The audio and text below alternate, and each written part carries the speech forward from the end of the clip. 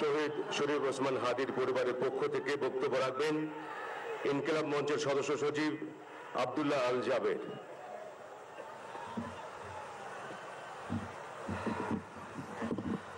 আসসালামু আলাইকুম। আমরা কি এখানে কান্নার জন্য এসেছি? আমরা এখানে কিসের জন্য এসেছি? আমার ভাইয়ের রক্তের বদলা নেওয়ার জন্য আজকে আমরা এই জানাজায় দাঁড়িয়েছি। যাকে ওসমান হাদি তার আদর্শ মনে করত, আমি চিরবিদ্রোহী বীর, বিশ্ব ছড়ায় উঠে আছি একা, চির উন্নত শির। প্রিয় ভাইয়েরা, আপনারা জানেন শরীফ ওসমান হাদিকে এক সপ্তাহ 168 ঘন্টা আগে গুলি করা হয়েছে। এখন পর্যন্ত কি তার খুনিকে গ্রেফতার করা হয়েছে? সরকারের পক্ষ থেকে এখন পর্যন্ত কি খুনিকে গ্রেফতারের ব্যাপারে আপনাদেরকে আশ্বস্ত করা হয়েছে? তারা কি এখন পর্যন্ত আমাদেরকে জানিয়েছে যে খুনি কোন জায়গায় রয়েছে? আমরা স্পষ্ট মনে করছি যে এখানে খুনি একজন নয়, এখানে পুরো একটা খুনি চক্র কাজ করেছে। আমরা ইনকিলাব মঞ্চ এবং তার পরিবারের পক্ষ থেকে আপনাদেরকে জানিয়ে দিতে চাই,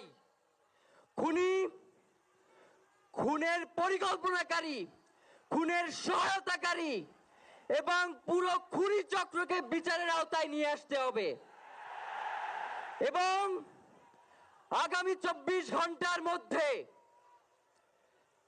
স্বরাষ্ট্র উপদেষ্টা এবং সহকারী উপদেষ্টা খোদাবক্স তাদেরকে জনতার সম্মুখে এসে তারা এই খুনের ব্যাপারে গত এক সপ্তাহ ধরে কি পদক্ষেপ নিয়েছে তা জনসম্মুখে জানাতে হবে। যদি তারা জানাতে না পারে তাহলে তাদেরকে পদত্যাগের জন্য প্রস্তুত থাকতে হবে। আমরা ইনকিলাব মঞ্চ কোনোভাবেই শরীফ ওসমান হাদির রক্তকে বৃথা যেতে দেব না। আমরা ঘোষণা করতে চাই, শরীফ ওসমান হাদির রক্তের মধ্য দিয়ে বাংলাদেশ ইনসাফ কায়েম হবে। আপনাদেরকে তিনি বারংবার বলেছেন, বাংলাদেশের স্বাধীনতা, সার্বভৌমত্ব রক্ষা এবং ইনসাফের লড়াইয়ের জন্য আমাদেরকে যদি জীবন দিয়ে দিতে হয় আমরা জীবন দিয়ে দেব, তবু ইনসাফের লড়াই ছাড়বো না। সুতরাং প্রিয় বন্ধুগণ, আমাদেরকে ইনসাফের লড়াই লড়তেই হবে। আপনারা রাজি আছেন কিনা? এবং সেই সাথে আমরা আরো বলতে চাই, সিভিল মিলিটারি ইন্টেলিজেন্সের মধ্যে ঘাপটি মেরে বসে থাকা আওয়ামী দোসরদেরকে চিহ্নিত করে গ্রেফতার করতে হবে। প্রিয় সংগ্রামী বন্ধুগণ, শরীফ ওসমান হাদির পরিবারকে জানানো হয়, রাষ্ট্রের পক্ষ থেকে আপনাদেরকে যদি কোনো সুবিধা দরকার হয় আপনারা আমাদেরকে বলবেন। আমরা শরীফ ওসমান হাদির পরিবার থেকে রাষ্ট্রকে জানাতে চাই, যদি এই রাষ্ট্রকে রক্ষা করতে শরীফ ওসমান হাদির পরিবারের 5 সদস্য, তার ভাই এবং বোনদের যদি রক্ত লাগে তারা দেওয়ার জন্য প্রস্তুত রয়েছে, তবুও এই খুনিদেরকে চিহ্নিত করে বিচারের মুখোমুখি করতে হবে। আমরা আপনাদেরকে আরেকটা ঘোষণা দিয়ে আজকের বক্তব্য শেষ করতে চাই, ওসমান হাদির নিরাপত্তার জন্যই কোন জায়গা থেকে তার লাশ নিয়ে যাওয়া হবে আমরা জানি না। ওসমান হাদি ভাই কি মৃত? তিনি আমাদের লক্ষ কোটি তরুণের মধ্যে জীবিত রয়ে যাবেন ইনশাআল্লাহ। আপনাদেরকে জানিয়ে দিতে চাই, কোনো ধরনের সহিংসতা ছাড়া আমরা যেহেতু ওসমান হাদির লাশকে আমরা জাতীয় কবি কাজী নজরুলের পাশে দাফন করার ব্যবস্থা করতেছি, আপনারা সবাই এই প্রোগ্রাম শেষে জনতা মিছিল নিয়ে শাহবাগে চলে যাবেন।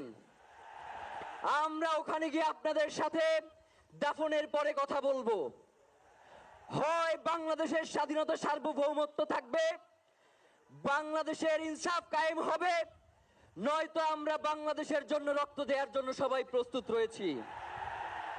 এবং ইনকিলাব মঞ্চ ব্যতীত কারো কোনো প্রোপাগান্ডায় আপনারা কোনো ধরনের সহিংসতার পথ বেছে নেবেন না। আমরা ইনকিলাব মঞ্চের পক্ষ থেকে আপনাদেরকে জানাবো কখন কি ব্যবস্থা গ্রহণ করতে হবে।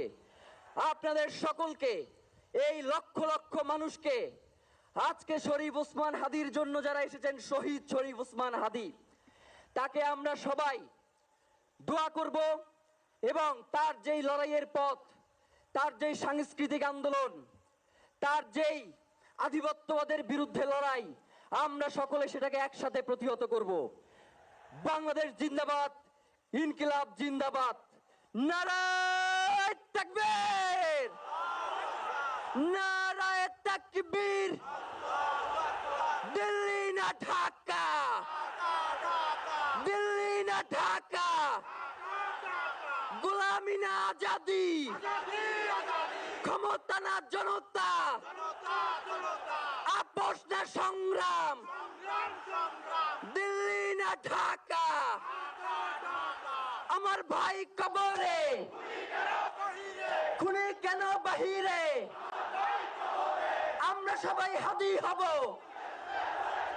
গুলির মুখে কথা কব, আমরা সবাই হাদি হব। নারায়ে তাকবীর, ইনকিলাব ইনকিলাব, মুজিবাদ মুর্দাবাদ, ইনকিলাব জিন্দাবাদ।